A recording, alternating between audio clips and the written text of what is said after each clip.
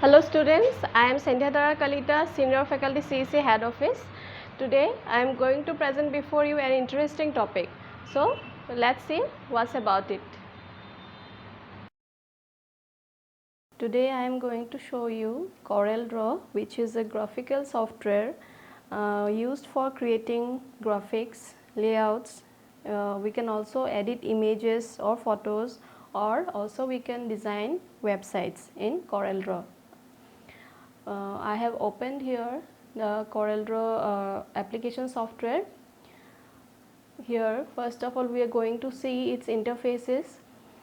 First is the menu bar, which contains different menus like the file menu, edit, view, from where we can select these options and we can change the settings or setting of our page or work area. Next is the standard toolbar, which contains some shortcuts of those options present in the menu bar. From here also we can use these options or else we can go to the menu bar and select it from there. Next is the property toolbar. In the property toolbar, here we can change the setting of the page, like if we want to change the page size, here it is given as a letter size page. We can change to a different page size from this list of pages.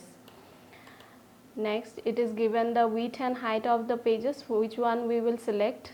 The size will automatically come here. If we now it is selected the letter size page, by default it is selected as letter size page, and here the size is given as 8.5 inch by 11 inch.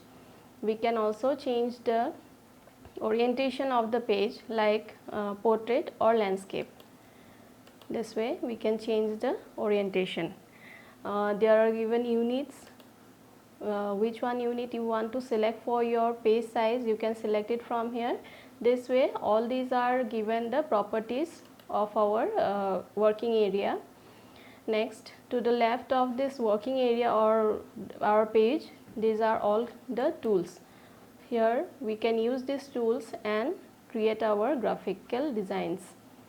To the right of the page, here the color menu is present, and we can select the colors for filling out the objects or images from this color palette. Below there are given page settings, like now we are having a single page, which is the page 1.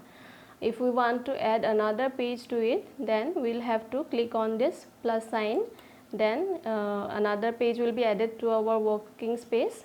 So this is the first page and this is the second page. This way first of all we will have to set the working area. After that we will come to the designing part, which will be the uses of the tools.